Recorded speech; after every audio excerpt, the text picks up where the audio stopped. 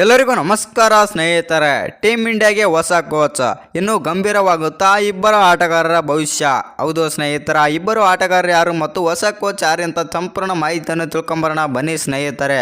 ಅದಕ್ಕಿಂತ ಮುಂಚೆ ನೀವೇನಾದರೂ ಟೀಮ್ ಇಂಡಿಯಾದ ಅಪ್ಪಟ ಅಭಿಮಾನಿಯಾಗಿದ್ದಲ್ಲಿ ಈ ವಿಡಿಯೋಗೆ ತಪ್ಪದೆ ಒಂದು ಲೈಕ್ ಕೊಟ್ಟು ನಮ್ಮ ಚಾನಲನ್ನು ಸಬ್ಸ್ಕ್ರೈಬ್ ಮಾಡ್ಕೊಳ್ಳಿ.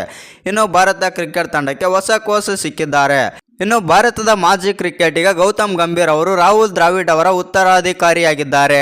ಆದರೆ ಇದು ಹಿರಿಯ ಆಟಗಾರರಾದ ರೋಹಿತ್ ಶರ್ಮಾ ಮತ್ತು ವಿರಾಟ್ ಕೊಹ್ಲಿಗೆ ಕೆಟ್ಟ ಸುದ್ದಿಯಾಗಬಹುದು ಅನ್ನೋ ಚರ್ಚೆ ಕೂಡ ಶುರುವಾಗಿದೆ. ಹೌದು ಸ್ನೇಹಿತರೆ, ಗಂಭೀರ್ ಕೋಚ್ ಆಗಿ ಟೀಮ್ ಇಂಡಿಯಾಗೆ ಕಾಲಿಟ್ಟಿದ್ದಾರೆ. ಜೊತೆಗೆ ರೋಹಿತ್ ಮತ್ತು ಕೊಹ್ಲಿ ಅಂತಾರಾಷ್ಟ್ರೀಯ T20 ಪಂದ್ಯಗಳಿಂದ ದೂರ ಉಳಿದಿದ್ದಾರೆ.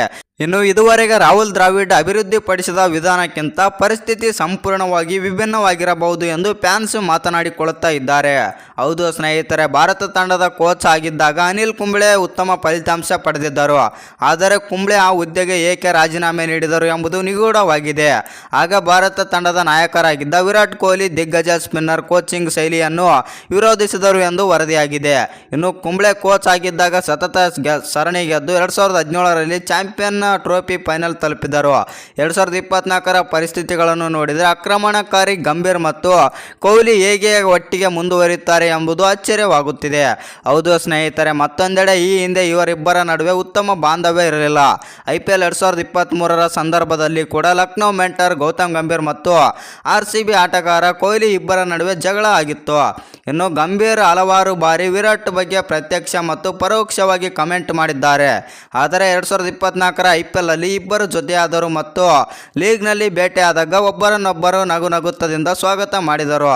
ಇನ್ನು ರೋಹಿತ್ ಶರ್ಮಾ ಬಗ್ಗೆ ಹೇಳುವುದಾದರೆ T20 ಅಂತಾರಾಷ್ಟ್ರೀಯ ಪಂದ್ಯಗಳಲ್ಲಿ ಅವರ ವೃತ್ತಿ ಜೀವನ ಮುಗಿದಿದೆ. ಹಿಟ್ಮ್ಯಾನ್ಗೆ 37 ವರ್ಷ. ಟೀಮ್ ಇಂಡಿಯಾದಲ್ಲಿ ಯುವ ಆಟಗಾರರಿಗೆ ಸ್ಥಾನ ನೀಡುವ ಸಮಯ ಬಂದಿದೆ. ಇನ್ನು ಟೆಸ್ಟ್ನಲ್ಲಿ ತಂಡವನ್ನು ಮುನ್ನಡೆಸುವ ನಿರೀಕ್ಷೆಯಲ್ಲಿರುವ ರೋಹಿತ್ ಶರ್ಮಾ ವೈಟ್ ಬಾಲ್ ಮಾದರಿಯಲ್ಲಿ ನಾಯಕತ್ವವನ್ನು ಇತರರಿಗೆ ಬಿಟ್ಟುಕೊಡಲು ಬಯಸಿದ್ದಾರೆ.